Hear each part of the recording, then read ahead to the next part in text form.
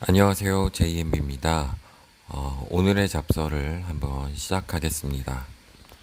네, 오늘은 주식 투자 마음 다잡기 해서 마지막으로 포트폴리오 관련해서 한번 이야기를 해볼까 합니다.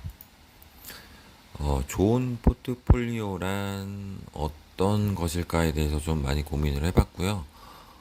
좋은 포트폴리오를 만들기 위해서 자산 배분을 어떤 식으로 해야 될지 조금 생각을 해본 거에 대해서 얘기를 드리고, 저는 어떤 식으로 이 포트폴리오를 만들어 가려고 하는지 말씀드리겠습니다.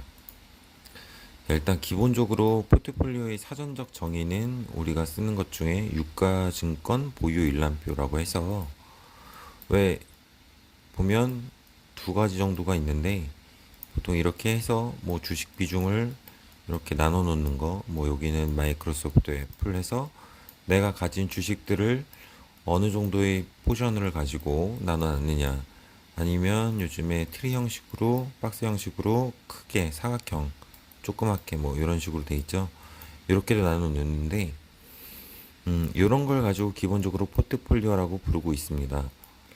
그럼 일단 포트폴리오가 왜 필요한지 간단하게만 얘기하고, 그 다음에 공격적인 포트폴리오와 방어적인 포트폴리오가 어떤 차이가 있는지, 그리고 현실적으로는 개인의 환경과 조건에 따라 다 달라지는 이유에 대해서 얘기 드리고, 구성 방법을 얘기하면서 제 포트폴리오의 구성에 대해서 조금 이야기를 해볼까 합니다.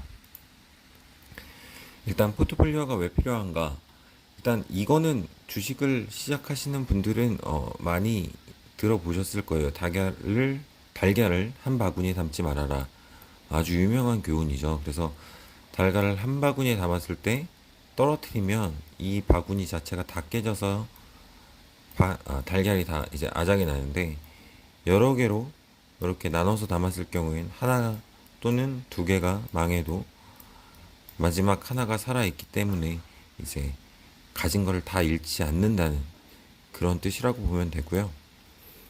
일단 적절한 자산 배분을 통해서 손실의 최소화를 하는 것 자체가 포트폴리오의 기본이라고 저는 생각을 하고 있습니다. 그래서 이제 많은 자산을 배분할 때 많은 분들이 이제 채권과 주식을 나눠서 뭐 6대4 또는 7대3으로 이렇게 하는 거를 포트폴리오라고만 알고 있는데, 여기에 일반적으로 부동산도 포함된다고 보시면 됩니다. 그래서 우리나라에서 일반적으로 이제 많은 분들이 뭐 자가를 구입하거나 했을 때 대출을 끼고 사신 분들도 있을 테고, 했을 때 자신의 그 포트폴리오에는 이 부동산도 들어가 있다고 생각을 해주시는 게 맞습니다. 그래서 이런 경우에는 뭐 주식에 5가 들어가고 채권에 1, 뭐 부동산에 4가 들어갔다, 이런 식으로도 얘기를 할 수가 있습니다.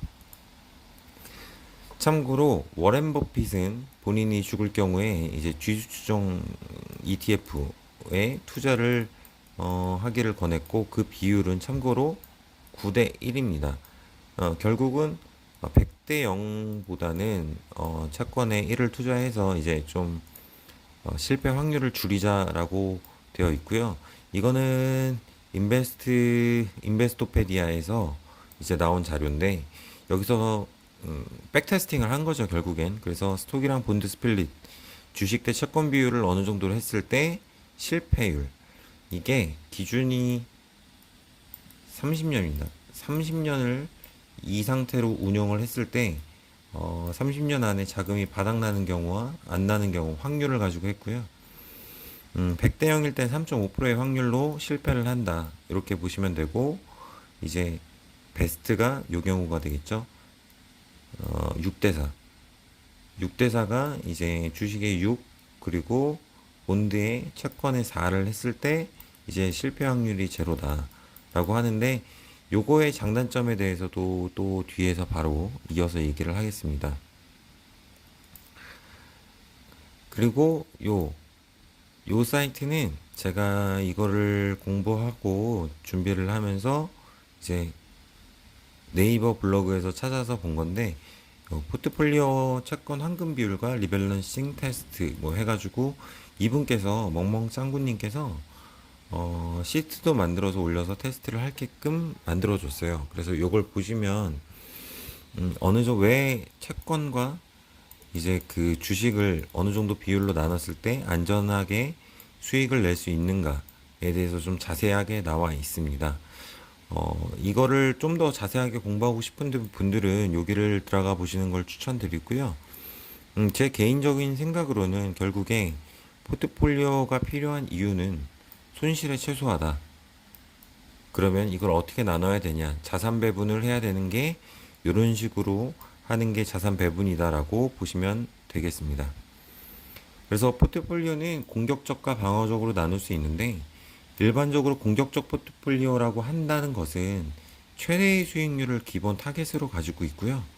그 다음에 거기에 적당한 손실 방어를 보조적인 목표로 가져간다고 보시면 되고, 반대로 방어적 포트폴리오라는 것은 최소의 손실을 가져가는 것을 목표로 제1 타겟으로 하고, 그 다음에 지수에 추종하는 이익을 노리는 것을 보조적인 목표라고 생각을 하고 있습니다. 즉 공격적인 포트폴리오라는 것은 이걸 좀 지우고 보면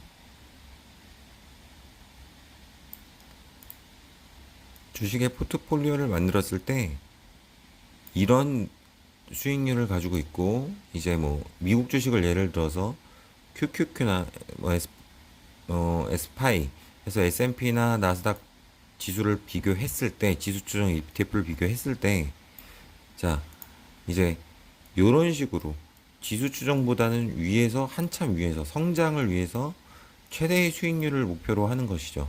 근데 이거의 단점이 무엇이냐면, 결론적으로 말을 하면 실제로 주식은 이렇게 올라가지는 않고요. 분명히 무슨 일이 생기기 때문에 하방도 있고 상방도 있고 하방도 있고 이런 식으로 올라가게 됩니다. 그래서 ETF도 분명히 하방도 있고 상방도 있고 하방도 있고 상방도 있고 이렇게 올라가게 되는데, 가장 중요한 것은 요 부분이라고 보시면 됩니다. 요 부분. 그리고 반대로 이익을 내는 부분, 요 부분을 보셔야 되는데, 공격적인 포트폴리오를 만들었을 경우에 결국은 하락이 왔을 경우에 이 지수 추종보다 더 밑으로 떨어지는 부분들, 이제 이거를 막기 위한 게 가장 중요한 거거든요. 이렇게 이거보다 더 밑으로 안 떨어지게끔 최대한 막으려고 하는 게 방어적 포트폴리오라고 보시면 되고, 자, 이거는 싹 필요 없다. 나는 이 윗부분을 보겠다라고 하는 게 공격적인 포트폴리오라고 보시면 될 것 같습니다. 네, 영상이 너무 길어서 이번 영상은 여기까지 하고 다음에 이어서 계속 따로 올리도록 하겠습니다. 감사합니다.